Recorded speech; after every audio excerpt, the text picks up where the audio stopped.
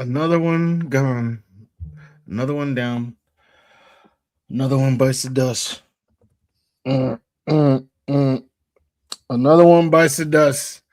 Jermaine Johnson, my guy, someone who I was hoping to be a Jet for a long time. Somebody who was expecting to be a Jet for a long time, and he was ready to turn this ship around. Well, they turned him around and kicked him out the door. So we will talk about it. And for the first time ever, you will talk about it because call-ins are live, baby. We are live. It is Boy Green meets Wudi. Can you guys help us get a Jet chant here? Yeah, going. Oh. Okay, right, yeah. Come on in. Yeah. Okay, let's go! J-E-T-S, Jet, Jet, Jet! Let's go! J-E-T-S, Jet, Jet, Jet! Let's go! There you go, Woody! Third Party Thursday. Chris joining us here on the program with a capital P here on the program. Jake Asman, come on down. How you doing, good sir? Wow, what an intro. I mean, Boy Green is known for having the intro, but Woody, that was unreal, man. Thanks for the kind words, son. We are men of many names. My favorite Austrian Jets fan right there, Yeah. baby. Boy Green Meets Wudi.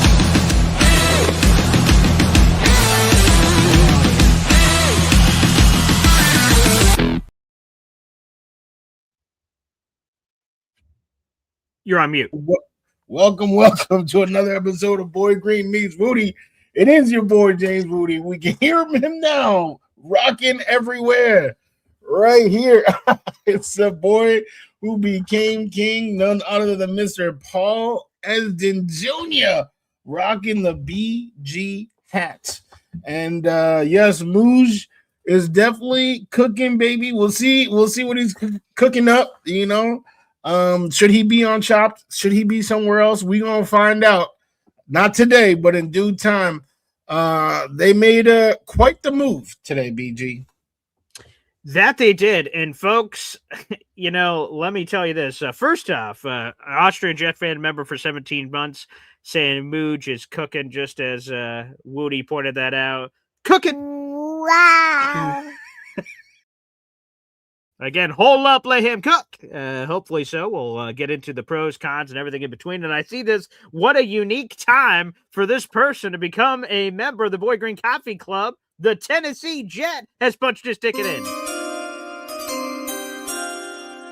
Now, the Tennessee Jet, this is my first time ever seeing you on the channel, so welcome to the Boy Green Coffee Club. It sounds like a perfect day to join with everything going on. And Tennessee Jet, you will appreciate this, and I'll let everyone in the audience know. So me and Woody are about to break down this trade and talk about the ups, downs, everything. We're going to open up the phone lines.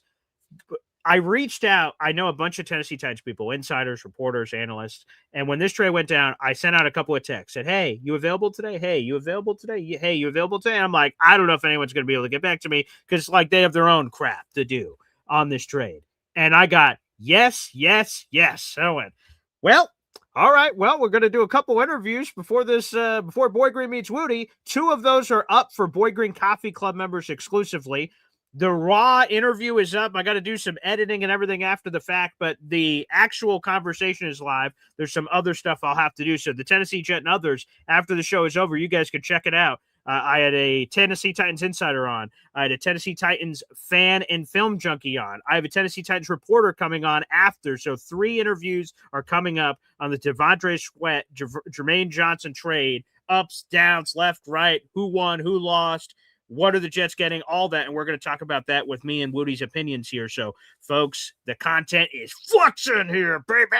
Here we go. So, hopefully, you guys can check that out. So, the Tennessee Jet, welcome to the show. And you are now a member of the Boy Green Coffee Club, which means you have a raffle ticket to our contest. So, appreciate that. Woody, I want you to start this off. I know I get name billing, Boy Green meets Woody. I won that in the divorce. You get the kids every other weekend, but I got Boy Green first and Boy Green meets Woody. But I want you to go first, sir, because I saw your YouTube short. I saw it on Take Flight Talk. I saw that TFT action where Woody was huffing and puffing and blew a couple houses down and said, this Jermaine Johnson trade, what in the hell are the New York Jets doing? So, Woody, please lead us down the path to salvation. Explain what the hell happened here earlier today for Devondre Sweat, straight up player for player with Jermaine Johnson. Well, shout out to the people currently commenting from Take Flight Talk right now. Yes, the show is live, and that's what we said, right? We getting reactions to news as it comes out. We got the greatest 3 p.m. show of all time right here, and the flagship show, which will definitely, I can promise you now, is taking flight this Saturday. So I'm not gonna lie. As a matter of fact, the co-host, one of the co-hosts of that show, Abby, sent me a text message. I just dropped off my son from school. I said, Jermaine Johnson. The Jets are trading Jermaine Johnson. I nearly broke my phone, man. I was like, what if they traded Jermaine Johnson for Keith Sweat? I was like, yo, what? Keith Sweat on God's green earth are they doing? So that is pretty much within 6 minutes of that is when I made, if you see my TikTok, that's when I made the TikTok and the YouTube short, for those of you who have seen the YouTube short. Since then, I found out that Keith Sweat, all right, I'll throw Tavondre, okay, I think he earned Tavondre. Okay. As you know with me, you gotta earn your name, right? Homer Simpson, he did become John Simpson. He did. And Keith, he might be Tavondre. I just don't think it's a great practice to trade away players who are so bought in to being great and carrying the current vision the way that Jermaine Johnson was. I personally believe that Jermaine Johnson is the platinum standard for how a player should operate. And when Harrison Phillips was talking about, these players and how they're thinking and, how that the losing can be a detriment, I'm willing to bet my life that Jermaine did not fall into that category. You can tell me. Yeah, wow. Bet my life. Yo, if I'm wrong, smite me, God. That got dark quick, but all right. Because you can sell me on Sauce, right? You can sell me on Quinnen feeling that way. I cannot be sold on Jermaine feeling that way. He has said plenty of positive things about this current regime, and just his hustle, his work ethic. We all know it well. I think he, we talked about the edge position. I will say time and time again, he is better than Will McDonald. I thought that he was going to be the foundation, and we add in somebody else in the draft with him.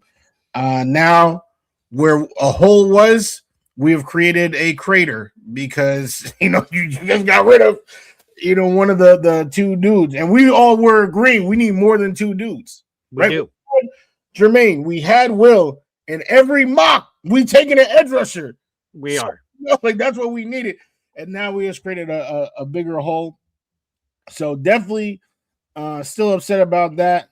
But you said I was huffing and puffing. Now, I'm breathing regularly.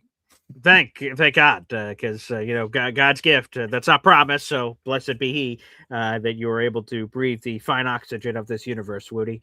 By the way, real quick on the Tennessee Jet, he says, I've been here for the past couple months, just officially decided to join. I drive 1.5 hour one way to work. I just turn your show on and drive, LOL. So, no interactions that are happening in the comment section, which, by the way, the Tennessee Jet, I talked to, you may know this being here for the past couple of months. I've got a radio background, so we say this all the time, that the people that call in and comment and interact, we think that's the majority because that's all we hear all the time. But the people that just tune in and never say anything are the majority of your audience. So Tennessee Jet, thank you so much for choosing to join the Boy Green Coffee Club. That's very meaningful. So thank you. And thanks for telling your story. I'm going to have to eventually hear the Tennessee Jet origin story because, again, that's funny that today just happened to be the day that you chimed in on that.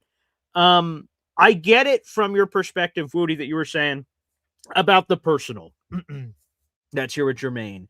The Jets trading back up to get him, ironically enough, with the Tennessee Titans. They were the team that held the 26th overall pick that they gave to us to have the right to trade for Jermaine. And, man, saw it. I think it was last year.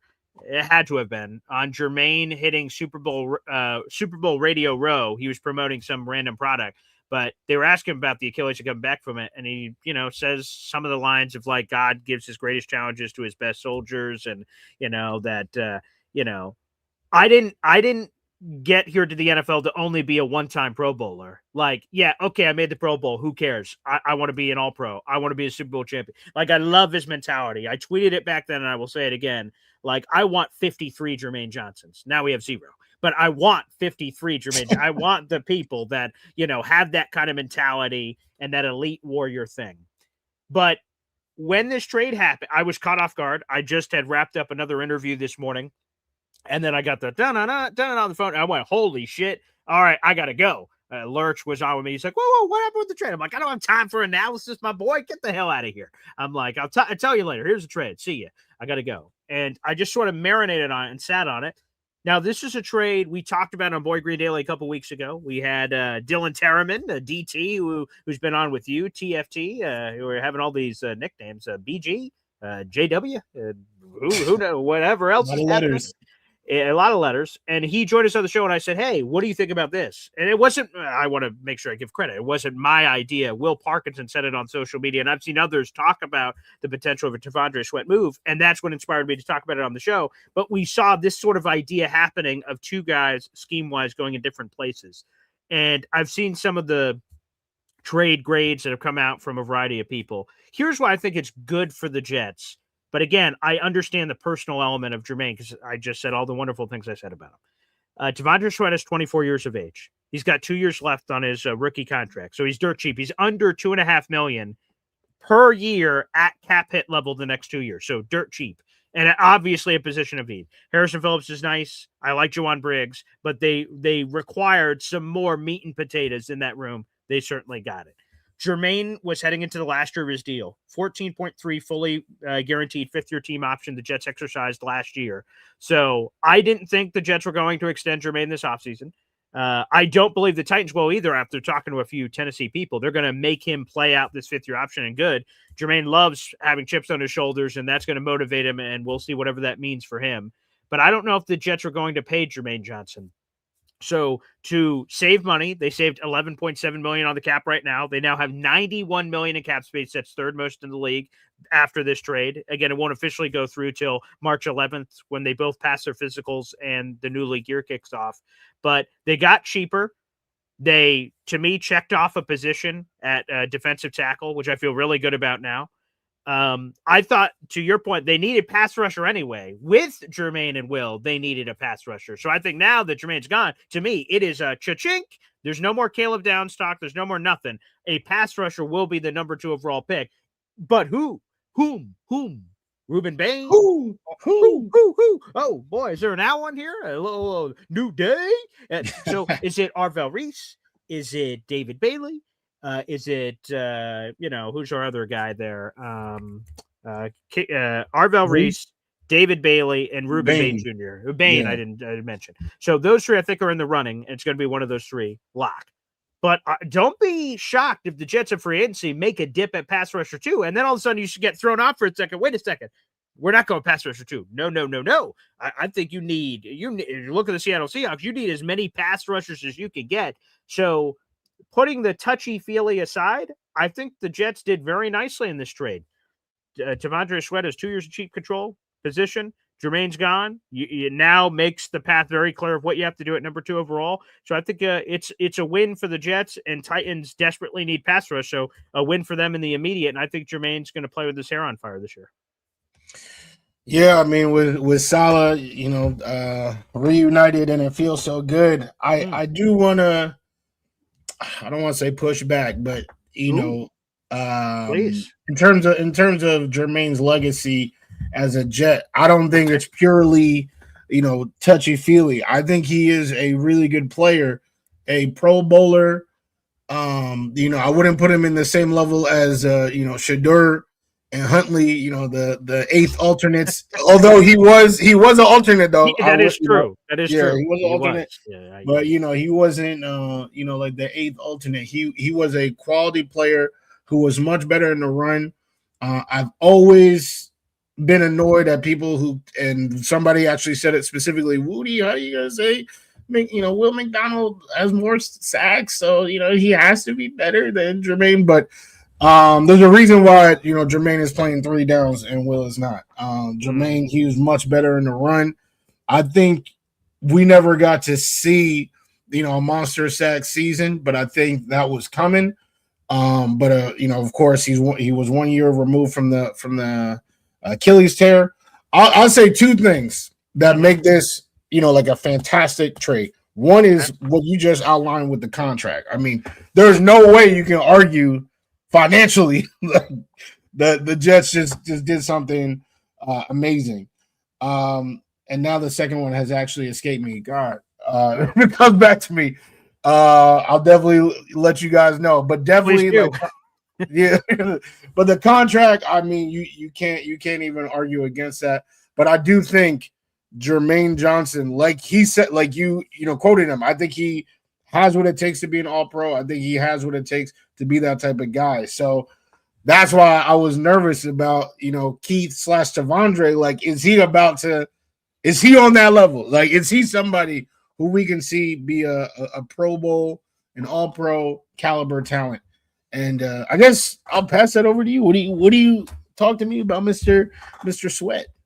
I will get into that. Devin Chafin, a member for 8 months. Shout out to Devin. He wants to give some roses to JJ. Wow. I'm excited about this move, and I truly do wish JJ nothing but the best, unless he plays the Jets, which I can confirm. Jets traveled to Tennessee, so we will see a Jermaine Johnson reunion. Saleh, Aaron Whitecotton, who knows what other Jets-Titan trades could happen this offseason potentially. So you will see him, and 100%. There are certain players that I think we could all say that they leave the Jets, we're like, yeah, don't let the door hit you or the good Lord split you. And some of them were like, man, Sam Darnold is an obvious example. Jermaine, for me, will be an example where I'm like, man, I'm going to root for him in all whatever success he had. And I know a lot of Titans people down there. So for them, whatever it's not affecting the Jets or in any way, of course, I will be rooting for Jermaine. He seems like a good Oh, this is the other thing we didn't get to. So this is perfect that we get to it now. The other piece of the puzzle here is, right, so we just say on the surface, whoa, Jets traded Jermaine Johnson. What the hell happened there? Connor Hughes reported they dangled him at the trade deadline, said, hey, anyone want this guy? They called about Will McDonald. They said, no, but Jermaine. And apparently the 49ers and Saleh offered a 3rd-round pick, said, oh, we'll take Jermaine off your hands for you. They said, yeah, we wanted 2. And then the 49ers said no, and there you go. So that trade didn't happen. Although Connor Hughes did report at one point that they received a 2 offer and still said no. So maybe it was a contender and it was a late 2. So I don't know what happened there of what that situation could have been. But according to ESPN NFL insider Jeremy Fowler, Jermaine Johnson quietly must have informed the Jets of this, that he didn't want to be here anymore. And he let them know that. And the Tennessee Titans were one of his preferred destinations schematically and the coaches and everything else. So, number one, I want to give Jermaine a shout out for not making that public, not screaming from the rooftops, not stomping his feet, saying, get me the hell out of here. He never did that. So I'm appreciative of that. And shout out to the Jets that, despite that fun fact being known, I don't know how many people it was known by, that they were able to get a value here of Tavondre Sweat was a top 40 pick in the or top 50 pick rather, a top 50 pick in the draft 2 years ago at a position of need. So they got interesting value for a guy in Jermaine who was in the last year of his deal. So there's a lot of perception things. Can Jermaine Johnson be the same player he was before and things of that nature? So that's another nugget I wanted to get to here, Wudi, that I forgot earlier that Jeremy Fowler reported, and that caught me by surprise. I'm like, damn, he didn't want to be here? Oh, that sucks. Like, that's disappointing for a guy I love so much. So, yeah. A couple things. One, I believe Sweat was 38, so you could have kept it at top 20. I should have stuck to my gut. Yeah, thank you. I don't know. Like I said, I cannot be sold. Like I'm not changing what I said about that. I feel like these trades happen, and then all these mudslinging reports. Oh, this happened, and all this stuff after the fact. So I'm gonna have to take that with a grain of salt. Kind of like the Gruden. Gruden. Like all that type of stuff. There's all these different things. People just trying to say things. To sell a narrative. So I think that's what we saw there. So I'm not even gonna give that any mind. But I did remember the other thing that if you please. wanted to say, this was a great trade, right? I said the contracts was the first thing.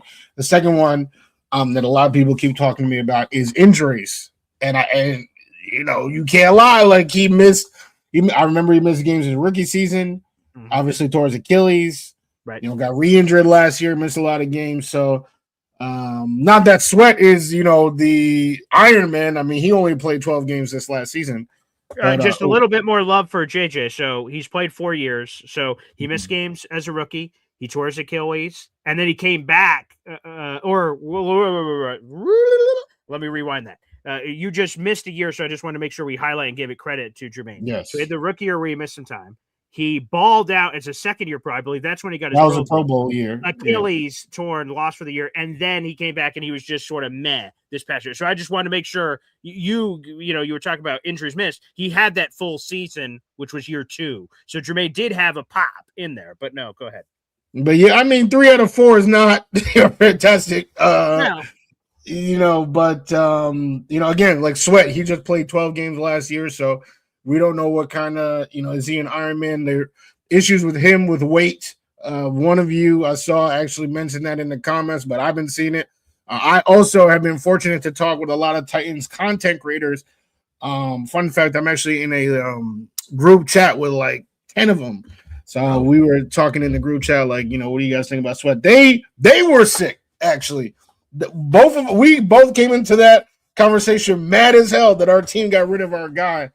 But they did warn about, conditioning and, that type of stuff, which, we've seen on the other side with Mekhi Becton. So hopefully that's not an issue, with Sweat. Hopefully he sweat, over the offseason and, he's ready to play. But Jermaine, in my opinion, it's much more than how you put it, like that touchy-feely personal. Like I think as a player, he had an all-pro ceiling. I'm not sure if that's what Sweat also has, because this is a one-for-one trade. So that's really what we're talking about. I have faith in this player. You have faith in that player. Of course, the contract, like I just said, is also a factor. But that was what was tough for me, is that I felt like Jermaine is somebody who could have been a leader for this team for a long time and help Ruben Bain, help David Bailey, whoever it is, by just them watching him like, damn, this dude is working hard, and we lost that. Yeah, let me hit a quick backpedal if that's how it came off. Yeah, I didn't mean that, wow, here's this Rudy guy who sucks on the team and just, woohoo, yeah, look at it, what a try hard. No. I just meant, for me, the difficult part for me was the personal. The on-field stuff, he has the Achilles injury in there that you have to factor in. Last year wasn't great, but part of it, I don't blame on him. I thought it was incompetency from the Jets. So I was just telling this to Mike Herndon, actually. That's one of the interviews you guys can check after in the Boy Green Coffee Club. He said, I want your take on Jermaine. I said, I'll give it to you here at the end of the show, at the end of the conversation, give it to you back. I said, Jermaine tears his Achilles in week 2 of 2 years ago. He tears his Achilles. He's out for the year. He's coming back, and we're hearing all kinds of interesting things on his rehab and how it's going. And I start thinking, man, the Jets aren't adding pass rushers this past offseason. That must mean that the Jets think Jermaine Johnson is on the greatest rehab of all time, and that they think he's going to be perfect from week 1, or else you would get insurance for the position. You'd add another pass rusher, slow play Jermaine coming back. And I said, again, I gave the Jets a benefit of the doubt. I said, they know more than me. They obviously are in the building. They're seeing Jermaine. They're seeing the progress, GPS numbers, all this other stuff. They know better than me. So if they're not adding a pass rusher, Jermaine must look awesome. Week 1, they play him 89% of the snaps against the Steelers, and I spit out my drink. I'm like, what? I'm like, holy shit. I'm like, oh, wow. Phenomenal news, I guess. Week 2, he gets hurt. Because the Jets rushed him back out there. That compromised him for a large chunk of the season, in and out of the lineup. He finishes with an underwhelming figure, and perhaps the underwhelming figure would have happened anyway, because he was coming off that Achilles season, but still. So I think he sort of got poked by the Jets, and however all that worked out. And I don't care if Jermaine, I heard him and we saw the videos last year. I'm ready to go. I don't know why the Jets are holding this dog off the chain. Let me go. And I don't care what he says. You're a professional. You're the adult in the room. You're supposed to look out for him. You're supposed to look out for him. I don't care what he says. That's great that he has that mentality, but you have to look out for him. And if he's not ready, you shouldn't let him back out there. And the fact that they said, well, he says he's good, must be good. All right. Get out there, buddy, and plays 89% of snaps. I think that screwed him up a lot. So from that perspective, I just want to give a little bit more love. I didn't mean to be insulting to Jermaine that all he is an emotional story and JUCO and everything he went through. To me, that's the harder part because if I'm being honest, I look at the age, I say, I hope he gets back to pre-Achilles form, but I don't know if he will. So, like, there's a lot of unknowns. And then we play out this year. What if it's another mixed bag? He doesn't fully come back. So I'm like, do we just let him go in free agency and say, see ya? Do we try to sign him to some sort of extension and maybe we could get a discount because he hasn't showed it fully? And do we get burned because he never becomes a player? So there's just a lot of questions from that perspective that happen if we get there. I want to get to the super chat. Thank you, the Tennessee Jet. I believe you said 2 of these, so let's hit it twice. Wow. Wait, I'm sorry. Wow. The Tennessee Jet is diving into the deep end of the pool, which I respect. JJ needs a new contract. Sweat on rookie deal. JJ off injury. Sweat ranked 5th out of 135, I think. Qualifying interior defensive lineman. Good athletic plug for the middle. Good luck, JJ. Again, good luck, JJ. Me and Woody both mirror that. He will need a new contract. Again, I just spoke with 3 Tennessee Titans people. 2 of those interviews are up in the Boy Green Coffee Club, and after this show, I'll get time to go back and edit and finish them, and then the Combine's on literally right now, so I got to catch up on that too. So at some point, I'm going to clean all that up, but they made it very clear to me, all the Titans people I spoke to, they believe Jermaine's going to play out this rookie deal on his 5th-year option, see what happens. But to the point, he's coming off the injury. Sweat is ranked very nicely.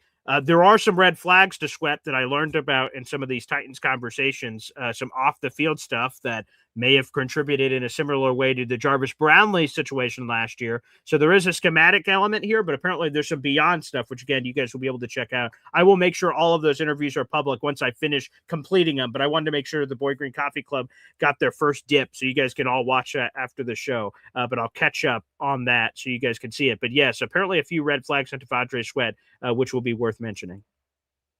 I mean, it's hard to not agree with any of these sentences. You know, I mean, obviously all of them are facts. Besides good luck, JJ, which I, am also wishing, good, best of luck, kill it. But these are all facts, and these are why I was able to, leave the houses upright and stop huffing and puffing, because these are all legitimate points to be made.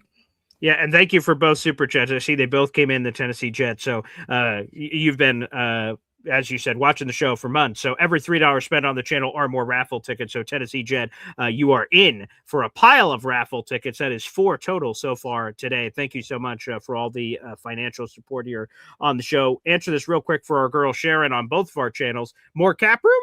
Yes, 11.7 million. So again, just think about it this way. Jermaine's walking out the door with 13.4 million fully guaranteed for this year. That's a 5th-year option number. That's not just injury guaranteed anymore. That's just a fully guaranteed rock number. But the Jets are moving that number to the Titans, and they're eating it all. The Jets are getting Devondre Sweat, who has 2 years left on his, when you hear the overall number, it sounds like a lot, but it's not. It's 2 years left on a $9.5 million rookie contract, but his cap hits, when you're a rookie, a lot of that money gets paid up front. So the Jets actually only owe him, it's less than $2.8 million each year on the cap. So it's dirt cheap money, basically, long story short. So the Jets got younger, got a piece that's controllable. They don't have to extend him or do anything crazy with Devondre. So he's in. And you saved $11.7 million on the cap. The Jets currently, at this moment in time, have $91 million in cap space right now, according to Over the Cap. That is 3rd most in the league. They just leapfrogged the Chargers based on all this swashbuckling that just happened.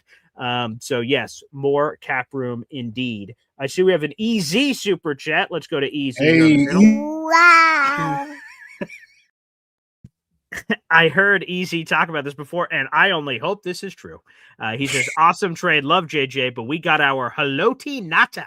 And, Haloti Nata is an absolutely lofty thing to say because Haloti Ngata was marvelous for the Baltimore Ravens for a lot of their stellar defenses for a long time. I will tell you, again, these Titan conversations will be coming out here in the near future. They are very high on how good they believe he can be. Mike Herndon, he's a Tennessee Titans. He's been covering the team forever. Great sources in the building. He said that he believes, and maybe this name won't ring for some fans, but if you know football, respectfully, he said that it was funny how he said that too. You'll love that on the podcast. But he said that at his best, T'Vondre Sweat is DJ Reader. And again, that name may not go, whoa, Haloti Ngata, but he says that it's a guy that's going to have a better pass rush upside than you think. He could be a clogging run stuffer, which obviously we need.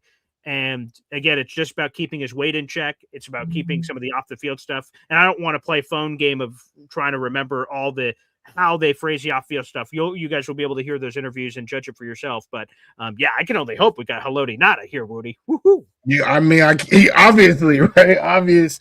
But that's what I'm saying. It's like, I don't know his ceiling, is he going to reach it? Right. That's another thing. But if that's what we're talking about, then bro, like we're not gonna worry about today at all. Like, in 2 years, 3 years, right? This day is gonna be perfectly fine. But that's where we don't know. But shout out. Another positive thing that is worth mentioning is our guy Carl Dunbar, right? One of the league's best. Sure. If we are trying to get somebody, a 24-year-old kid, to reach his ceiling, he's having trouble, working out. He's having trouble, with his weight. Carl Dunbar, he's been with, the best of the best. So that's a really positive thing. And we talking about 11 extra million. We got some ideas. I see in the comments of what to do with that 11 mil. We're talking about our personal chef. How about we send 10 of that Breeze's way? Holla at your boy. 3 for 30 mil. Get the deal done. Get the deal done. Come on now. We got. I'm just so tired of having good players and then watching them walk away. I seen the pick. You probably have seen it on social media of our 4 guys, our 4 studs from 2022. And now, half of them are blacked out. They're not on the squad. And I don't even know what to say about the other 2. Oh, well, there's 3 of them. These are the first rounders. These are the first rounders of that class 2022. Yep. So there they are. 2 have been voted off the island. Jermaine Johnson, gone. Sauce Gardner, gone. Because I wrote this in my piece, and again, I wrote like 4 articles or something on this today, that John Ledyard 4 years ago, he's a draft analyst. He joined me on my show in the post-game report card or post-report card, whatever, of the draft.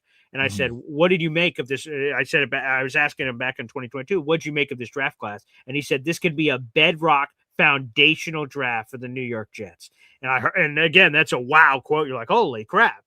And 4 years later, 2 of the 3 first-round picks have been traded for assets. And I have one request. Don't touch Garrett Wilson. And please... And Connor Hughes, by the way, we could get into this too and then open up the phone lines and stuff for the first time ever for some Boy Green Beach Woody action here. Connor Hughes says he sort of sent out a shot across the bow and said, this Jermaine Johnson trade is not a one-off and that more trades could be coming for the Jets. And anyone that was not drafted by Aaron Glenn or Darren Muji could be in danger, except 2 names, Breece Hall, Garrett Wilson. Those guys, by all accounts, they want to keep. And then anyone they drafted, obviously, so Armand Membous and people of that nature would all be obviously included in that combination. But that's what he said, that so more trades could be coming. We can all speculate on whoever the hell those people are. But, yeah, so this is, a little bit of a somber day when you see a picture like this, Well, I was definitely hoping that it was Will McDonald, as I've said on this show and on this channel a whole bunch of times. Maybe it still will be, but that would actually be crazy because then – that crater has just become the Grand Canyon. Like, is every pick going to be edged? So, we'll see what happens there. But that's another reason for you guys that, keep doing your cartwheels talking about, we got 3 firsts next year. We about to change the future. That's what we thought. And look at where we are right now. You see what Trying to tell you guys, and you guys refuse to listen. I'm trying to tell you guys. So that draft, for everything it was, I do believe it could have been the foundation of something special. It was a foundation of something nice, like that. Immediately that year, just start out 7-3. But now here we are. We are where we are. So just keep that in mind when you guys go to bed counting the first round picks. 2 this year, 3 next year. Counting sheep. Didn't know we'd get that reference here on the program. Again, I want to thank it. We have on my side, let alone all the portals that we're also streaming live to Woody's channels on Take Flight Talk and The James Woody. We have over 300 people in the room, and that includes over 100 on my YouTube. So, guys, make sure you guys like the video on YouTube. That's a free way to support the program. Make sure you do that on TFT as well, and hit that subscribe button. I'm only a handful of subscribers away from 8,400, so help push us over the goal line. Give us a little bit of a tush push that was not banned and doesn't plan on being banned. So let's take advantage of it while we can, and before I die and keel over here, apparently. So let's get some of that in, too. Woody, is there anything else you want to get to before we open up the phone lines? No. Hey, come on now. We got a chance to share our reactions. We are all, supporters of the team, rooting for the team.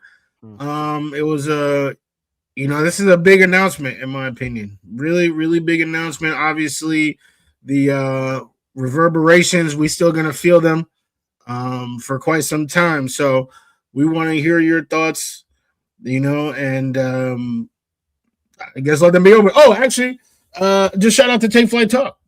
Make sure to, like, subscribe the video on Take Flight Talk. We live there. We talk in there.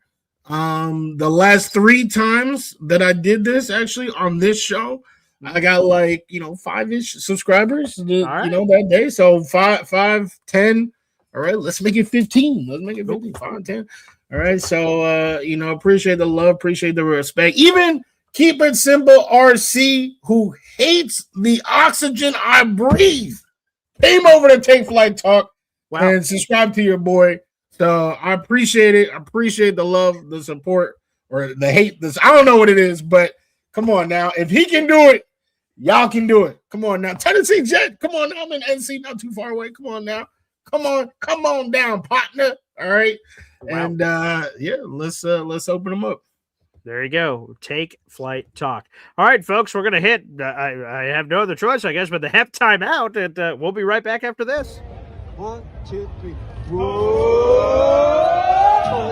Fucking daily. Talking Jets football, man. All right. Fucking daily. The New York Jets Football Club. Offense, defense, special teams, watch Jets football with Boy Green. Everyone, J-E-T-S, Jets. Boy Green, fucking daily. Talking Jets football, man. All right. Boy Green, fucking daily. Nice.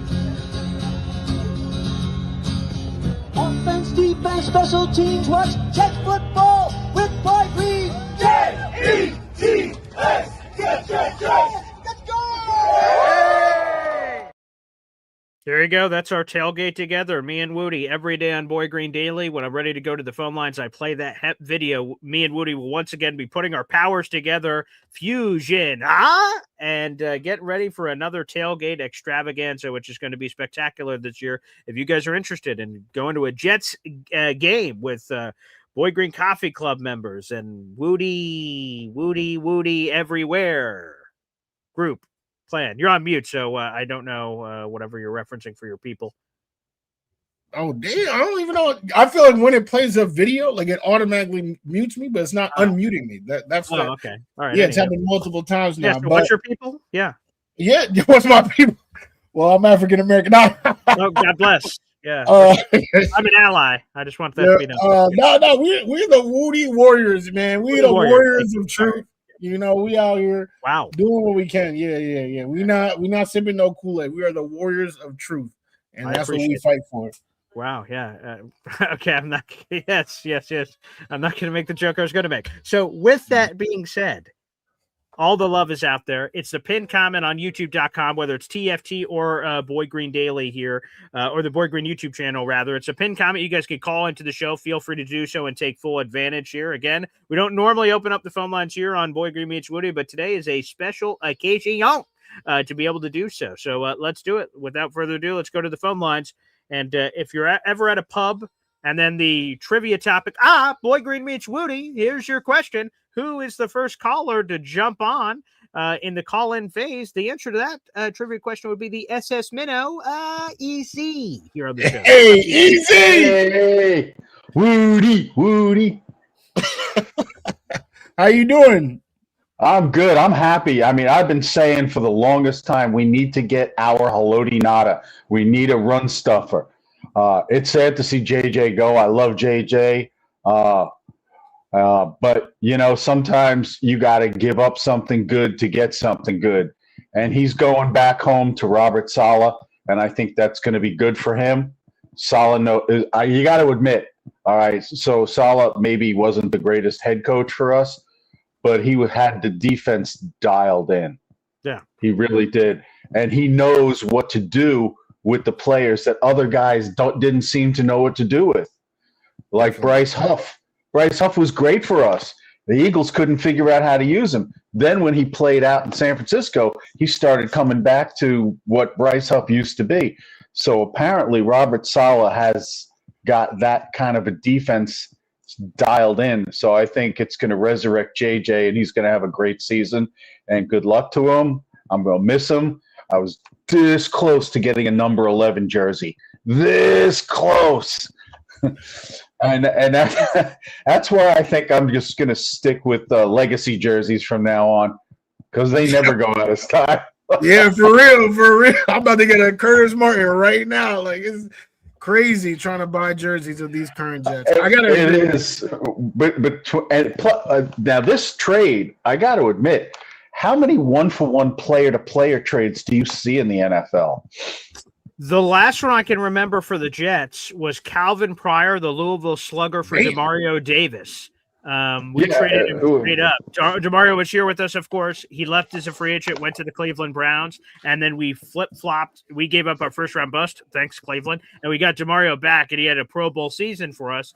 And then, wow, you're not going to lose him a second time, right? And he left, goes to New Orleans, pulling a Jonathan Vilma, and now he's been a superstar down there for the Saints forever. Although Demario Davis is a free agent this offseason, maybe there's a reunion to come later. But yes, that's the last one I can remember, but very rare. And February trades, even rarer. Again, it's not official yet till March 11th, but to have trades work out like this, a double bit of rarity for certain. Here's what I think is the best thing about this trade. I mean, absolute the best thing. Sure. And I printed it in the comments before. We now have, as the number 2 pick, 3 shots at getting the best edge rusher in the draft, which means we can actually trade out of number 2 and go back a little bit, and we still have 3 shots to get a fantastic edge rusher to replace Jermaine. 3 shots between those 3 guys that they're talking about. Obviously, I'll go through them. They got Bain, Reese. There's Reuben Bain Jr. out of Miami and David Bailey out of Texas. Yeah, and any one of those guys, I think, is going to be a stud in this league for a long period of time. So, with that being said, at number 2, could we trade back to 5, 6, or 7, and then still get one of those 3 guys? And then take the 16th pick and trade up to try to get one of those good wide receivers. That's my thing. I want to get an edge rusher and a wide receiver in the first round. We need a bona fide guy to plug in next to Garrett Wilson. We got to have a guy. Absolutely got to have a guy. And the other thing is, later on, get a running back, and fucking just use Breece as a receiver in the slot. Damn. Breece Hall. You would give Breece 0 carries? Is that what you're saying? Well, I'm just saying Breece Hall is a great runner if he doesn't get touched in the backfield. If you give him a hole, he can take it to the yard. He can take it. Or if you give him a swing pass out and he's got Green, if he's great in space, he's not good after first contact. He just isn't. How many times have you seen him get first contact and break away and get out of it? I just maybe once or twice. He pretty much no, that's fair. He's pretty much gets tackled by a shadow. So no, this is, I mean, but I love Brees, but I mean, once he gets past the line of scrimmage, he's deadly. But if you can get him at the line of scrimmage or behind, you very rarely get a 5-6 yard run out of him after he's hit at the line or behind. He usually goes down or gets a yard, 2 yards. That's it. I mean, if you even watch Madden games on, when they do the simulated Madden runs, because they know this, he never breaks away a run if he gets hit. Well, I'm glad that the video game accuracy apparently is on point for accurate. Yeah. Game. Yeah, that's But you know what I'm saying. No, This is not saying Brees is a bad player. This is not. This is saying they're using him wrong. Okay. Mm-hmm. All right. He's not an eye back. Yeah, we'll see. Hopefully they can use him just better. We'll see with Frank Reich whether they could use him better, Easy. But again, you have hit it again. You're Frank Reich. You're Haloti Nada. We'll see what other easy gems we could get moving forward here, pal. I just think that this is going to be a great move for both players. This is when a draft is good, when it helps both players. Yeah, right. And both teams. Yeah, so it's a very good thing. And what do you think of my thing about trading back that number 2 pick? Because we still have 3 shots at getting one of those 3 premium edge rushers. Yeah. So what do you think of that? Easy. I don't know what man. the demand is for that. Oh, well, yeah, it's a question I was going to answer. But I don't know what the demand is for that second pick, so we'll see what happens there. But, so we definitely picking one of those 3. And if it was up to me, I think darkness might be my ally. You know what I'm talking about? Come on now. Okay. I would say this. In theory, what Easy says makes a lot of sense, right? So if you have the 3 pass rushers graded evenly, and it's what Easy says, that's what the Jets say, they're all going to be awesome. Well, then, if you have no preference and they're all good, then of course you'd want to trade back to a certain spot. Others can go ahead and take whichever ones they want. You pick up an asset and still get the player that perhaps you would have just taken it to. In theory, that makes a lot of sense. But as Woody just said, it takes 2 to tango. Who's moving up and who's moving up for what? And then you also have to reverse the question. Why are the Jets moving back? What don't they want with the pick? And again, sometimes it's just situations, right? The Jets were 3-14, so they're cool with more picks than not. So maybe there's an easy explanation for it. But that's what I would say. I'm for the plan of trading back, but who's moving up? That's the question, and I'm not sure at this point. But again, maybe the combine will set someone on fire and they're going to be awesome. And you're like, whoa, okay, someone's got to move up. And then the other part of Easy's question, answer that real quick before we get to super chats and more calls, is that Easy says, okay, if you move back from 2, let's say you move to 6. I'm just making this up. You move up to 6 or 5 with the Giants or Browns.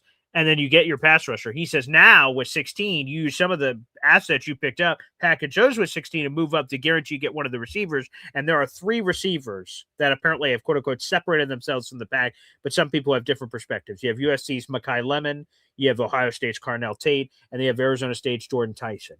People believe those are the top 3 in this class, but some people believe it's Denzel Boston should be in that group or whatever, but fine. But if we're talking about those big 3, there's something to be said about moving up and making sure you get Garrett Wilson a running mate. So not only does he have a guy opposite of him to draw attention away, but if Garrett misses time, knock on wood, which unfortunately did, he missed the first 10 games of his career last year, we were like, oh, God.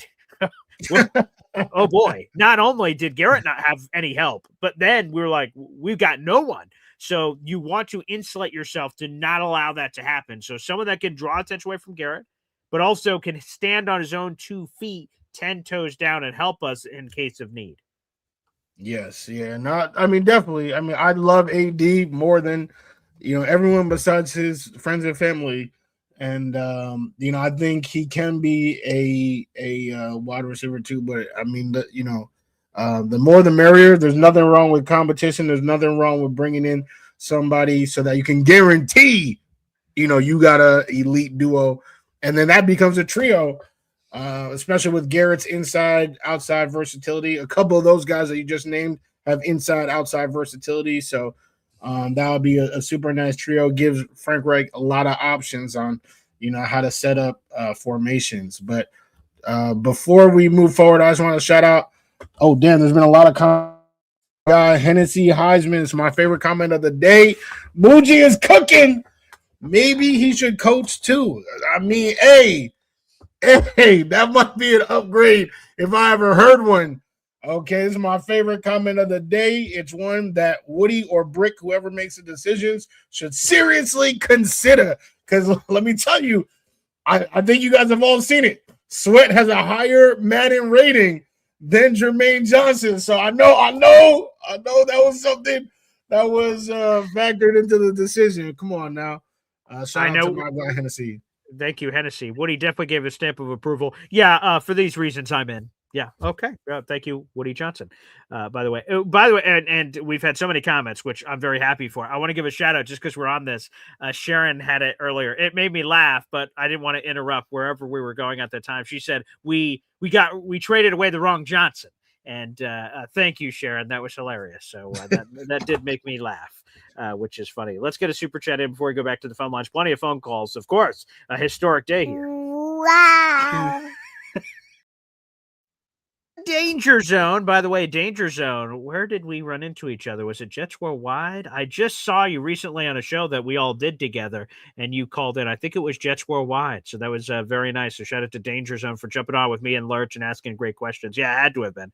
So thank you for that. And this $2 super chat. Hello-de nada. Tennessee gave up 4.3 yards per carry. We gave up 4.4. So apparently Danger Zone, his scouting report is slightly different on T'Vondre Sweat than it is for EZ, but that's okay. Hey, different strokes, different folks, Danger Zone. We've added this to your raffle ticket totals for this month. So you know what? I would also say T'Vondre Sweat wasn't playing 100% of the snaps. So I don't know if that's a one-for-one trade-off, but you know what? Everyone can have different opinions on this show. That's what makes this such a beautiful thing. All right, Woody, let's keep it rolling here. Let's go to the phone lines. Up next is Johnny Boy here on the show. Johnny Boy. BG, what's going on, guys? What's up? Hey, first off, I would like to say it sucks that Jermaine Johnson being gone. That dude was one of the main cast that was constantly being like, I want to be a Jet. I want to be the part of the turnaround, et cetera, et cetera. So for anybody that is like, F that dude and, it is what it is and all that, I'm like, yo, that was one of the guys that was not the truculent, cancerous individuals that was being talked about in that locker room itself. I mean, that dude tried everything and anything to get himself back on the field. But I get the trade of itself, right? The Sweat to fit what we're going into a 3-4 defense. I understand it. I get it. It didn't fit. He was going to be, I think 13.4 mil on the cap. Correct. Fully right? guaranteed. Yep. Mm-hmm. Yeah, for this year itself. Switch that over. This dude's only going to be $1.7 million, if I'm not mistaken. Right. And he still has 2 years left on his contract compared to with, Jermaine doesn't. Yeah. 1 year. I'm sorry. Well, no, 2 years, right? He has. No. I want to make sure. No, I'm agreeing that Jermaine was in the last year's deal. T'Vondre had 2 years left in his deal. I'm agreeing with you. I'm just confirming what you're saying. Yes. He's trying to finish your sentences, Yeah. That's what we do.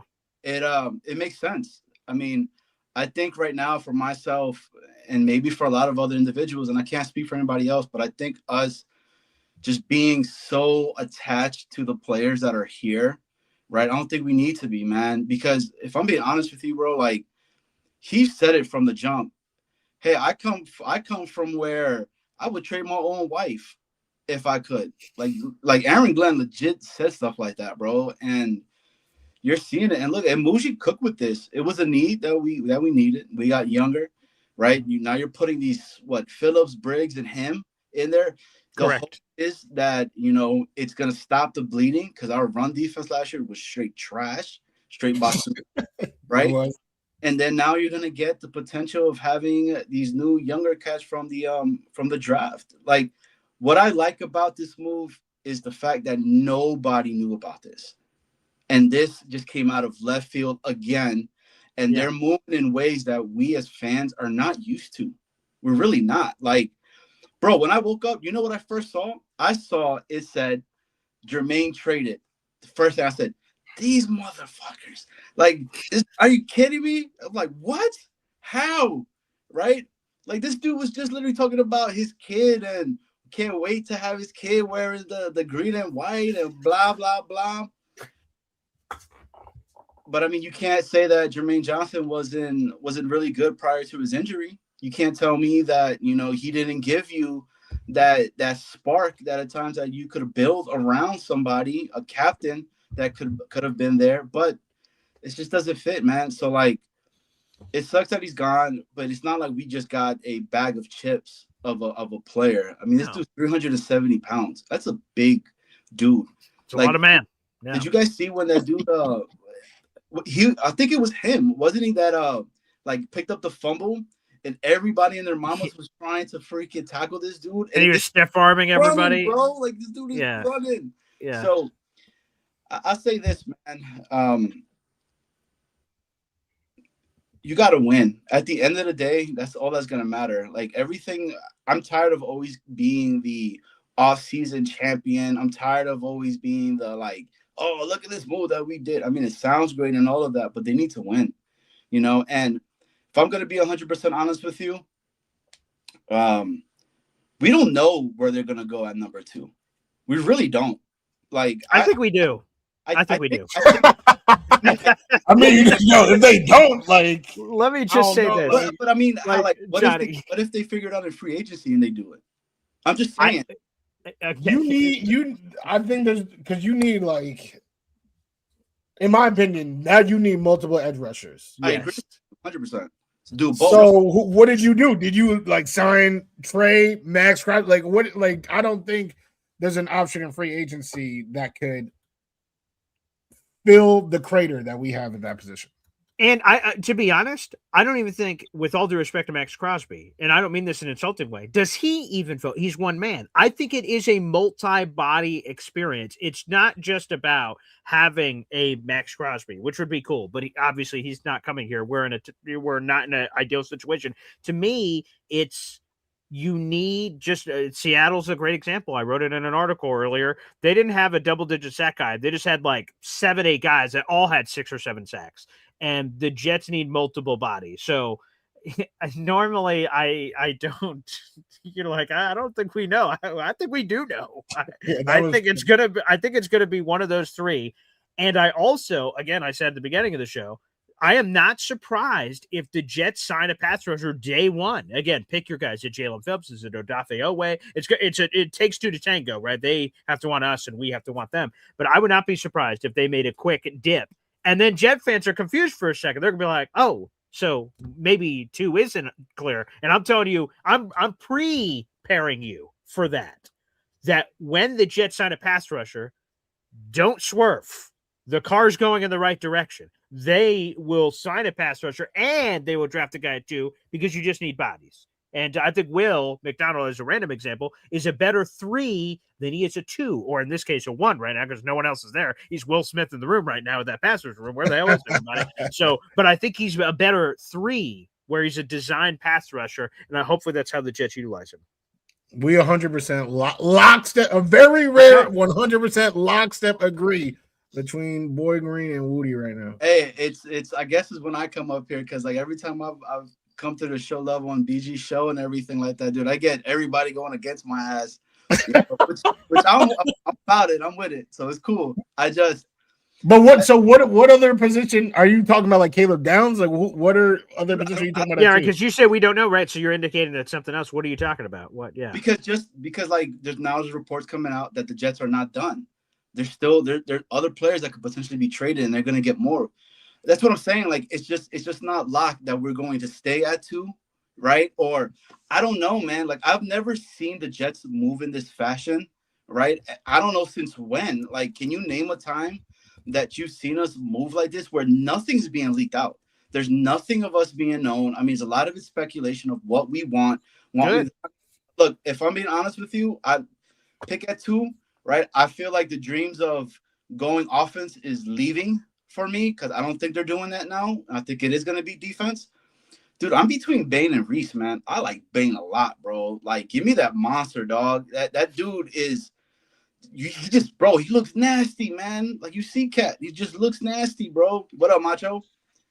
I saw him. He was doing this. He was doing this in the background. I saw it with the Bane train. Yeah. Yeah.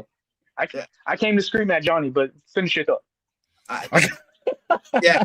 Excellent. Me and Macho have been talking about it because he knows. Bro, my brain starts to go like everywhere else. I'm like, yo, what if they do this? And then out of nowhere, they're like, you know what? The hell with what everybody's thinking. And they end up shocking everybody and going with the Caleb Downs at 2, which would be pretty crazy if I'm going to be honest with you. But, I mean, the dude's a dog, right? So are you going to be mad at that? Or are we not going to be mad at that? Like, there's linebackers. To Johnny's point, I think I agree where we technically don't know what the Jets are going to do. I think we have the understanding that where we should go, but because there's so many, that if we're going for an edge, there's at least 3 people that we can pick from. Since there's that uncertainty of who we like more, it still keeps that question out there, not just for us as fans, but also for the rest of the teams that might be interested in moving up, which I think is perfect because if they don't know what we're going for, that does still keep interest for that number 2 pick if we do decide to draft back, as opposed to us telegraphing who it is that we want, and the other teams know, okay, that's not the player that I'm going for, so what's the reason for me trading up when my player can still drop to me? I think we're still at a good position with this trade where we can still technically pick one of the 3 edge rushers. We can still choose Caleb Downs if we like him more, where we can still kind of move around or stick and pick, and the other teams don't know, therefore bringing the interest to that number 2 pick if we do decide to trade down. That's a great point. That's how you use the mystery. Instead of AT talking about, oh, it might be Tyrod Taylor or Justin Fields, start at QB.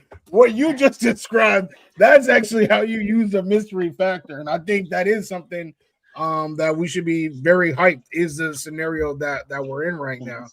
I'm perfectly okay with their evaluation. If they like Reese, if that's their guy, if they like Bane, that's their guy. Bailey, come on down. Like I'm cool with whichever one they feel like fits their defense the best. It's like you really can't mess up that pick, right? And I feel like we haven't, and I guess that's what I should have led with. I don't think I've ever seen us being put in a position like this that we have multiple opportunities not to F it up, okay? Because they could, all right? Like, they really could. They could come out of nowhere and just be like, Ty Simpson! And, bro, everybody's going to lose their shit, right? You know what I'm saying? Like, that doesn't happen. Yeah, I'm not here wanting that, but I think that whole, like, battered Jet syndrome that I have, that I go back into, and I'm instantly thinking like, yo, they're going to fuck it up. They're going to do something that I'm going to be like, only the Jets. It only happens to the Jets. You get a guy riding a bicycle that's supposed to help out. That dude ends up dying, right? Makes no sense. How does that happen? I'm just saying, man, it's being real honest, bro. Stuff like that. That's all too honest. I'm gonna be honest. Dude, it's crazy, man. Like, if I'm being honest with you, yeah, I appreciate when you are. Yeah, if somebody is wanting to trade with us and we could potentially trade back, pick up some more, that would be amazing. But at the end of the day, who's going to be that team? I don't think there's nobody out there because it's starting to fall. Like, people are knowing, okay, and number 1, Mendoza's going. Number 2, it looks like these cats are going to get either those 3 defensive positions that they want to get, right? Those defensive players. So why would I want to trade up to 2? So I don't know, man. For sure, the combine is definitely going to bring a lot of interest. Obviously, we predetermined what these number 2, number 3, number 4 picks are going to be right now. But honestly, nobody knows anything as far as what the draft combine is going to bring. And as you can see, teams are making trades, so needs are going to be changing. Up until a couple of hours ago, we desperately needed a defensive tackle. Now that is no longer a hole for us. I think to go back to the trade real quick that we did make earlier today, I think that was a trade that was needed because of the position that of defensive tackle scarcity of that position right now is so little compared to the edge rushers that we can get, whether that be through the draft or whether that be through free agency, even through trade. I think that there's a lot more edge rushers available as opposed to defensive tackles. So making this trade was perfect. Obviously, I would have preferred it to be Will McDonald, but I don't think this trade happens if it is Will McDonald because of all that extra stuff that we love about Jermaine Johnson is the same reason why people like Tennessee want a Jermaine Johnson. Which makes a lot of sense. Macho, Johnny Boy, I want to thank you guys so much for hopping on and joining us here on the inaugural call-in episode of Boy Green Meets Woody. You guys are the best. Jeremiah Love, Appreciate baby. it. Two, breathe on. That's on Woody, baby. Wow. Okay. I can't believe those are your last words. Yeah, there you go. Peace. See ya. Get the hell out of here. I will say real quick on Macho's last point before we go back to the phone lines. Jesus. Is we went through the defensive tackle episode. There was one defensive tackle in the top 50 free agents, and it's John Franklin Myers. What does that mean? John Franklin Myers better get overpaid. And good for him that he's going to get overpaid. But if there's only a supply, low, demand, everyone needs defensive tackles. The Jets are like, and Smarto Muji going, ooh, JFM, and with all due respect, JFM is about to, I don't have his age in front of me, but I think he's like 29 going on 30. So like he's on the wrong side of where he's headed, and that's the only option, and everyone's bidding for him. I just feel like the Jets are like, yeah, let me swerve up 24-year-old Devontae Sweat. Okay, here we go. Cheap rookie control, so don't worry about the money. You save money. A very savvy move by one Darren Muji. And again, it cost a price, but things cost, you get what you pay for. So hopefully that is indeed the case here. Back to the phone lines. Got a bunch of people calling in. We'll get to everybody here. Hep's up next. What's up, Hep? Hey, Woody, I Hep. don't get to talk to you too much, bud. How you doing? Good. How are you? Hope you're doing good, man. Yes, sir. Anyway, yes, sir. I'm thinking that I think we're going 3-4, obviously, and it looks like we're going to be getting Reese, right? I mean, is that what it looked like to you, right? It looks like I'm looking at it's probably going to be Reese. Gun to my head right now, I think it's Reese. Yes. But I think they are all, relatively speaking, in play. I think Bain's in play. I think Bailey's in play, and I think Reese is in play. But if I had to guess right now, and the thing I'll be curious about, I think that's happening today. I don't have the combine schedule, but I think defensive linemen and linebackers are today, which means as we're speaking, Arvell Reese. I didn't set up the combine coverage. There was too much trade stuff happening right before the show, but I will turn that on while I'm doing my other work to have the combine coverage. I'm curious. Arvell Reese apparently said he will do both drills.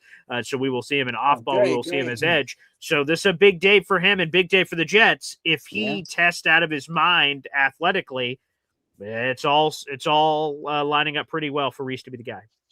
Well, I was thinking initially when Reese was coming, I was thinking, once we got the defensive tackle, that I was thinking like, okay, Reese would be a nice match with that. But I would like to pair Reese up with Caleb Downs. I think the two of those guys playing together would just be off the hook, But then I started thinking about it again. If Bain really does fall that far, and I do like our defensive coach, line Carl coach. Dunbar, Yeah, why not take advantage of that guy? And if you move up a little bit, can you possibly get Bain and Reese? Could you imagine? Well, here's the thing, right? Think about it for a second. You think we say it's crazy. Jermaine in his draft, people thought he was going top 10. He went 26. So and again, the situation lines up potentially for it to happen with Bain. He apparently can't reach things off the top shelf. We all deal with things, okay? And if the NFL teams, we're all there actually. I use a stool, but people could see that with Bain and go, nah. We have NFL measurables. Teams a lot of times say, hey, if your arms are on at least this and you're not at least this, you're off our board. Like we will not. We have strict physical guidelines that every position has to meet this. So for Bain, some people will say he's a good football player. We don't care. Some people will say, the measurables. So it is it's crazy, right, on the surface, but you really dig into it. It's totally possible. And if the Jets are trying to spin this around, we're winning the offseason. I can totally see Mel Kiper Jr. after draft. Unbelievable. The first round. Look at the Jets. A+.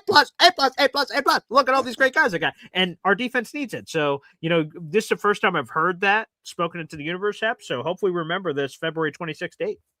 I would be the Thanks, guys. happiest man Doing in the great. world. Thanks, Sam. Love that idea. Let's get a super chat in here. Joe the Jet. Boy. Wow. Jet got calls for GW. Is a trade happening? So again, this is what I can confirm. Benjamin Albright, he's what some people call an NFL insider. He prefers the term NFL information broker. He joined me after the trade deadline, and I was trying to get deets on like the future quarterback situation because it didn't seem like Fields was going to be the guy. So I'm like, oh, let's start talking quarterbacks. And I said, hey, did anything happen to the trade deadline? He says, well, I can tell you this. The Buffalo Bills called the New York Jets about Garrett Wilson. I went, what? They did who now? And the Jets very politely said, yeah, you know, here's some sound you can pound. Or here's some sand you can pound. That makes more sense. Like, hey, get lost. Like, it's not happening. But they tried. And so I'm sure with Jermaine getting traded today, I'm sure Daramuji got a few ba-ding at the combine. Hey, is he available? And I'm sure he gave the swift notion he did to the Bills. That's probably special because it's in the division, but special in general of like, nah, man, he's not available. So no, I don't think a Garrett Wilson trade is happening. Again, Jermaine, while it hurts people that are fans of Jermaine, you can see it. Last year's deal. That made sense to trade Jermaine Johnson. Trading Garrett Wilson makes no sense. We need more wide receivers, not less. So that's you already have 5 first-round picks. Like, and I'm not saying you can't get more. More's good. Sure, I'd do. Would you like 6, sir? Sure, 7. All right, yeah. If we could get more, depending on what it's costing to get these things, I would be shell-shocked, flabbergasted, any other word in the dictionary if the Jets move on for Garrett Wilson. He feels like one of their guys, and whether they are great, bad, or indifferent, he will be a key piece of this team for a long time. Yeah, I mean, if he had gone to the Bills, like that's where we might. Gotta light the building on fire. So I'm like, can't be allowing that to happen. You already know how I feel about, some of the people that go to work at One Jets Drive. So that would have been, that's just the cherry on top. But yeah, hopefully he remains a Jet. I can't lie. I don't feel safe about anybody. Okay. There were people I felt safe about, and now they live somewhere else. So I can't say that I feel safe about Garrett, but I just hope to God for the point that Boy Green said, like, we need, like, you need a foundation. You can't just get rid of every, then we just have rubble. So Garrett, especially for an offense that is starving for somebody to throw 10 touchdowns in a season. That's only happened once in the last 4 years. We need somebody like Garrett Wilson who can catch touchdowns. Factual. Thank you, Joe the Jet. We have 400 people now in the room, and it's floating. So appreciate everybody that's tuning in no matter where you are. Like the video, hit subscribe. That's a free way to contribute. If you're watching on my YouTube or Woody's YouTube, again, Take Flight Talk, make sure you guys like the video and hit subscribe, baby. Let me hit the refresh button to see where we're at, and let's help Woody try to get to 500 subscribers, for goodness sake, and let's get me to 8,400. I am 5 people away. I'd love to get to that live here on the show. That'd be terrific. So people, make sure you hit that subscribe button, baby, and show your support. Woody will take a few more calls and we'll wrap up the show and jump into the NFL Combine coverage. Jumping up here. Up next is your boy. It's Lou B, Super Jets fan, baby. My guy. All right, listen, guys. I just want to say something. Okay. First of all, I'm glad about this trade today. And I'm going to tell you when I knew this trade was happening. With my 2 eyes on Super Bowl Sunday, I watched JJ's stories, right? When you watch their Instagram post, that's something that they get approved by their agents, their PR person. But their stories is when they're really talking their shit. And on Super Bowl Sunday, there were 2 guys that talked some shit. It was Brees and it was JJ, by the way. And at that moment, I'm like, oh, he's gonna do what Williams did. He's gonna go to them and request a trade, and that's exactly what happened. Yeah. The good thing about the Jets is if you wish something and you want to leave, you will leave, but we will get paid on your way out. Yes, right. Because Woody, I know you like JJ, but at least if you don't want to be here, no problem. But our GM is a monster. Hire your women, hire your children. He will trade you. He will trade everyone. And the one thing I wanted to focus on here is yesterday was it yesterday the press conference or the day before? whatever. Tuesday. Yeah. What he said about Brees, he did not say he wasn't trading him. He basically said, Brees is a good player.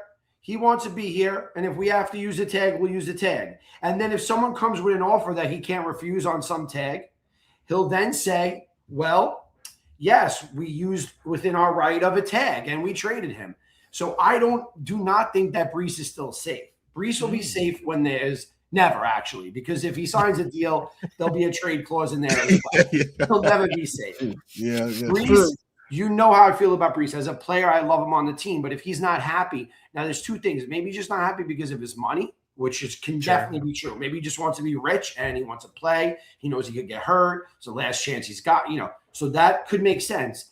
If he says to the Jets, I want to be here, pay me the right way, and I will give it 100%, you will see a different Brees, then great. But other than that, and no one's safe. Not Garrett Wilson. I do not agree with a GW trade, but nobody is safe. What do you have to say about that?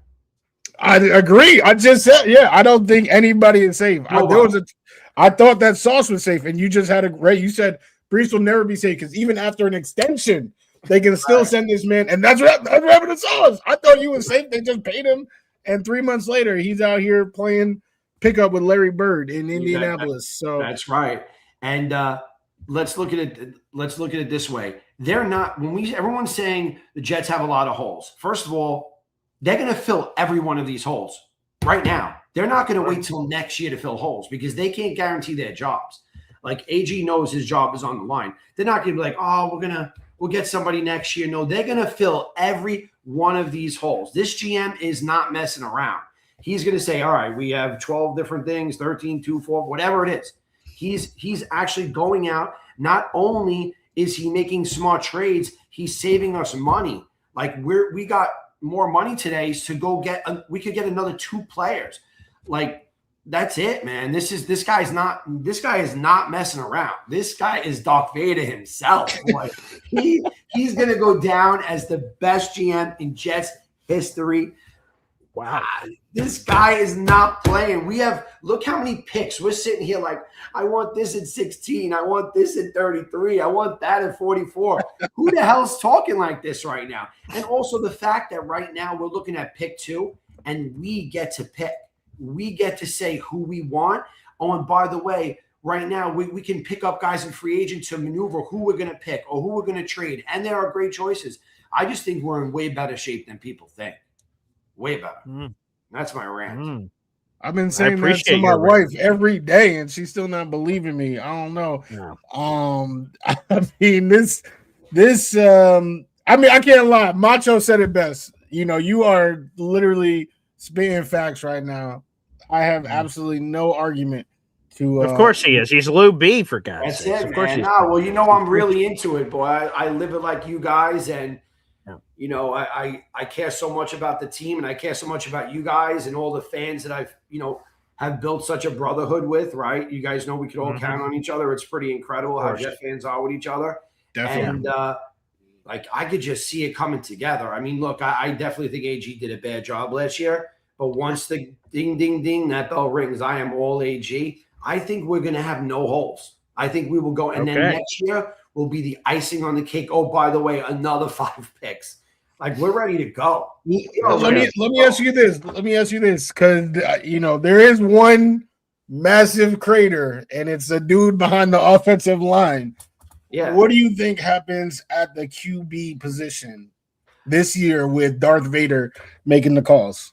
We're going to get somebody obviously that's going to be good. I don't think this guy's playing around, but my dream right now is Kirk Cousins, Tanner McKee, and Cole Payton. I think Cole Payton's the dark horse. He's the stud. I love Cole Payton. I was right about Jackson Dart. I said he would, if we redrafted today, he might go 1.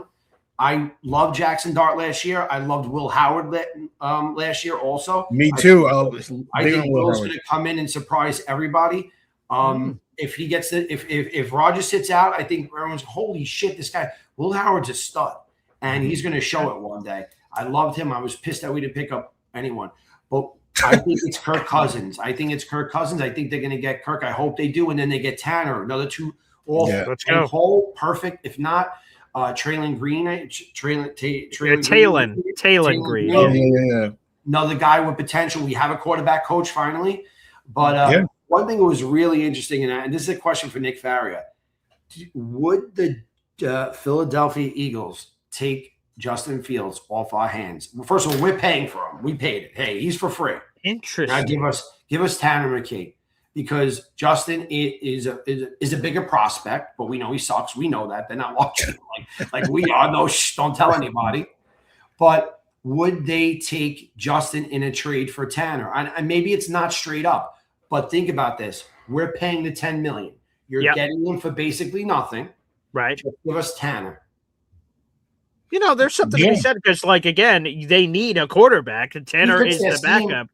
But so the scheme as a backup for free. Yeah, I mean, better backup. He's like a Jalen Hurts type of athlete. Matter of fact, he's probably a better athlete than Jalen Hurts. Just can't play as good as Jalen Hurts. So, Wudi, hold up. Let's let Lou B cook here.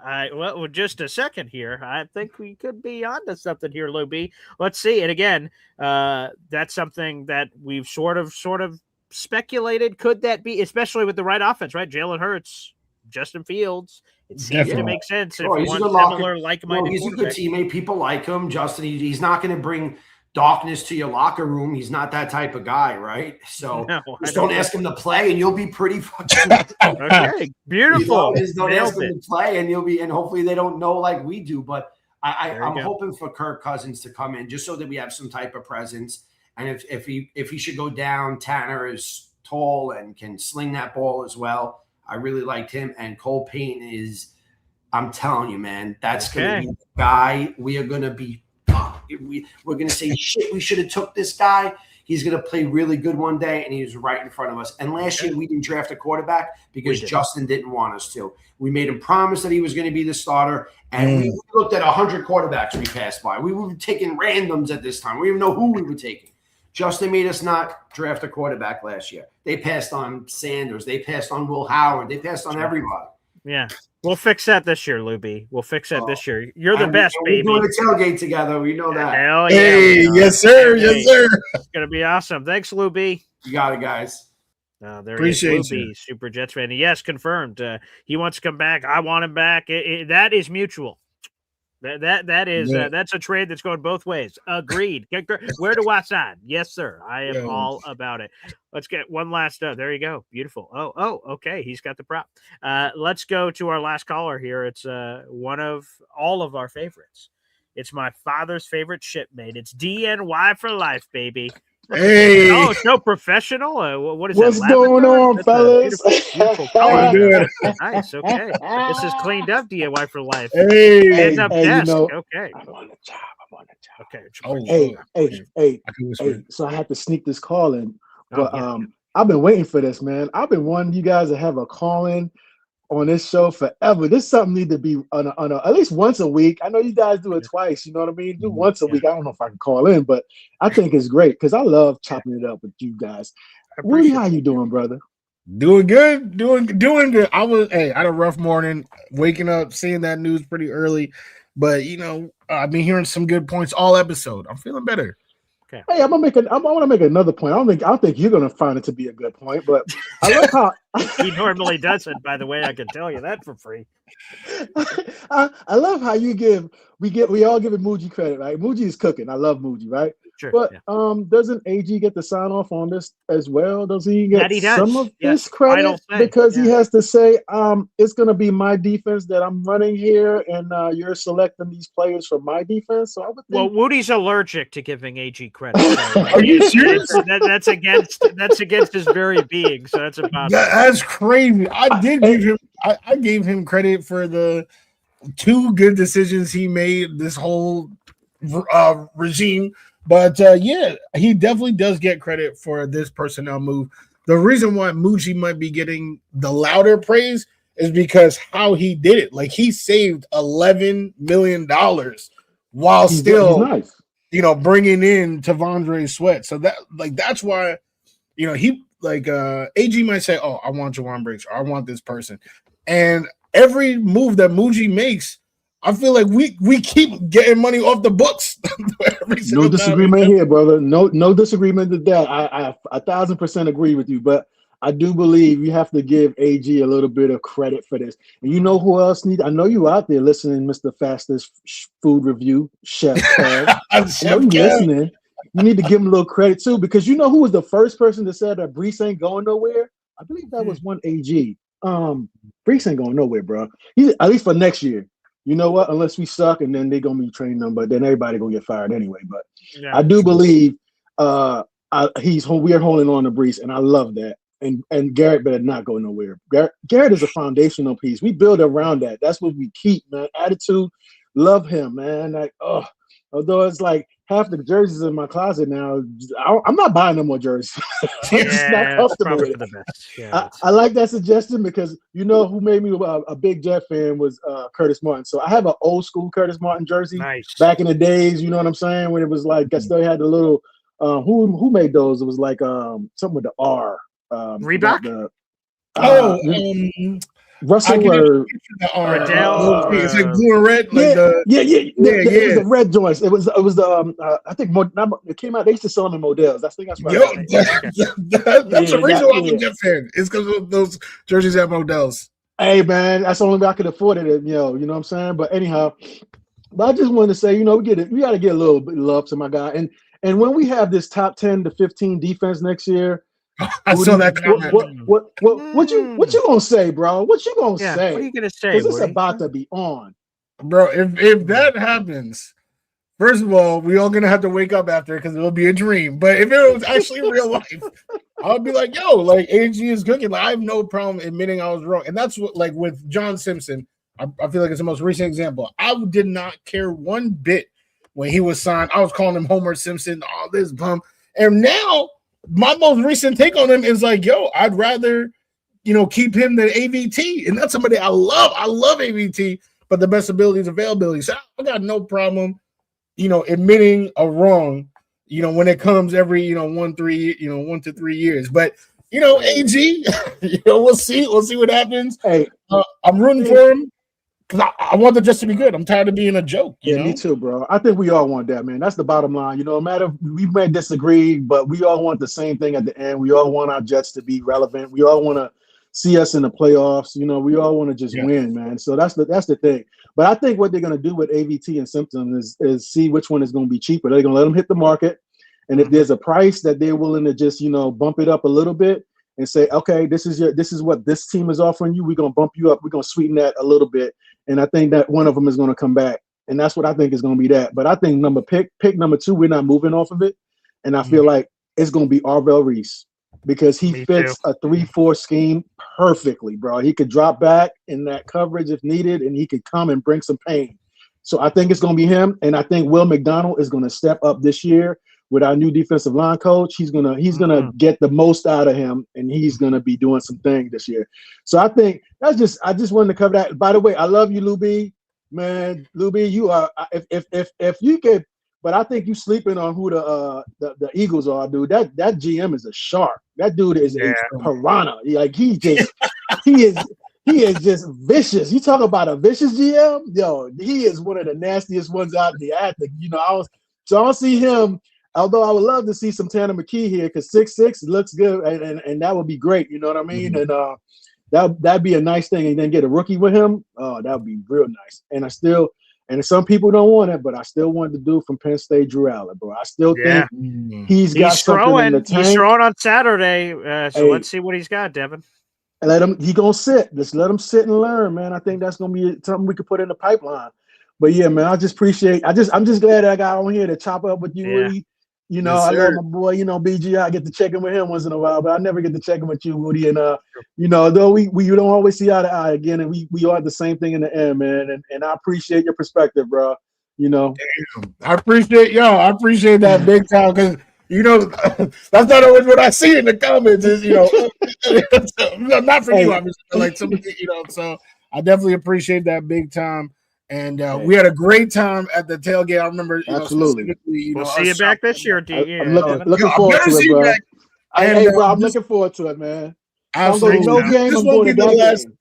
call-in episodes. So because I do appreciate the call-ins like in the afternoon. Like so we definitely we'll be back at it. You guys have a great rest of your day. Appreciate you taking my call, man. Of course. Yeah. There he is, Devin, aka DNY for life. Let's give him one of these. Man, Wudi, I don't know what your expectations were when we opened up the phone lines for the first time in the afternoon, but wow, overwhelming. 90-minute episode of Boy Green Meets Wudi. Thanks to all the fans. Again, if you guys enjoyed the show, you had a laugh, some informational, whatever the case happens to be, the way you could give back to me and Wudi is for free. The best way to do it. Again, I appreciate the people that dip into their pockets for memberships and super chats. That's super cool. The free way is just liking the video here on YouTube. So again, youtube.com/@BoyGreen25 or Take Flight Talk. Make sure you show all the love in the world right there on the screen for our guy James Wudi. And no matter where you're watching, Instagram, Twitter, Facebook, we appreciate you. So awesome, fun show. I'll be back tomorrow morning. I'm going to dive into the NFL Combine coverage and finish all those interviews for the Jets Titans interviews that we chopped up. I'm just going to post them all. So we'll get that out to you guys as well. So yeah, we're going to have a lot of info. Yeah, we are passionate about our team, all of us, and I think that's something that you could always appreciate. I feel like Devin, said it best. Ending with his take, I feel like was the best way to end it. That no matter how we feel, I've seen so many comments, feeling one way about one person, one way about another person, but we all want the same thing. Hopefully, all want the same thing at the end, and that's for the New York Jets to play meaningful games in January. Dare I say February? Come on now, let's make things happen. So seeing that passion play out, it's always nice to remember that when we out here talking with our peers. But we're gonna keep up with the coverage, keep up with the info. And it is just about time to get my guy in the building. None other than Mr. Ryan Roberts. My God. Whew, this guy's a walking encyclopedia. If you Gen Z, Wikipedia, my man's, he got all the info. And it's getting to be that time. So we are in for a very informative March and April. For sure. Let me make sure there's not breaking news, I guess, happening here. Let me just see. Oh, so cool nugget here. Thank you to Jared B., our moderator, for putting this out. So I won't be able to get the image on the screen in time, but Carl Dunbar, our defensive line coach, is at the combine working with all the defensive linemen and running the drills in Indianapolis for the combine happening right now, the defensive linemen and linebackers. So shout out to Jared B. For sending that along here. And so anywho, I have always talked about this. Touch points. You want to interact with these players as many times as possible. Senior Bowl, Pro Day, Combine. Know as much information. I want information overload. How does this guy treat the staff, like in between drills? Is he a jerk? Is he this? What's the football? What's the this? A full analysis. So thank you to Jared B. And shout out to Optimistic Jets, who tweeted that out as he's watching the Combine coverage. That's super cool on, again, Carl Dunbar. So thank you to Jared B., who's always moderating the chat. And a shout out here from MFC, who's getting a Wudi chant going on. Wow. Come on now, MFC.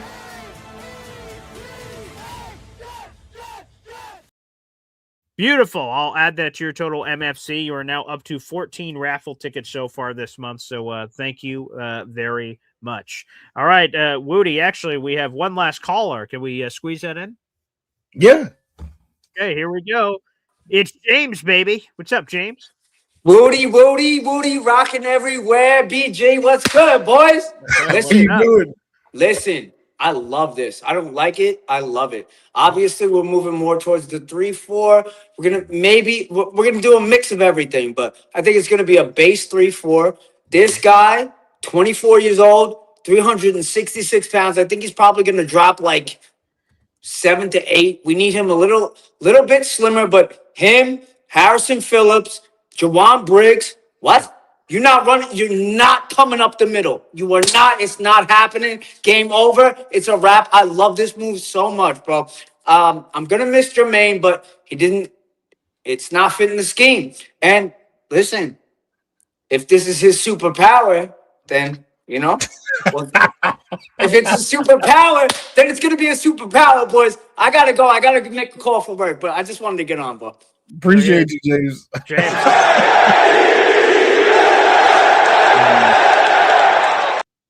Passion palpable, energy palpable. Wow, what a way to end. Thank you for that exclamation point. So thank you everybody for tuning in again. The way you guys can show your love is if you're leaving, whether you're watching live or after the fact, hit that like button, hit subscribe, help get Wudi to 500 subscribers, get me to 8,400, baby, and let's keep showing your support. Again, depending on when you're listening to this, I'm going to have 3 interviews go up on Jets Titans. I have it from a film junkie. I've got it from an insider. I've got it from a reporter. 3 people all said yes. I was only looking for 1. I got 3. I went to a Taco Bell. Whoa, 3 tacos are in here. All right. Pleasant surprise. So, folks, enjoy all of the activity and take care. Take advantage. So we'll be posting all that. Wudi, awesome stuff, man. Yes, sir. Yes, sir. Always a great time. And come on now, Jets, Jets, baby. There you go. Peace out, everybody.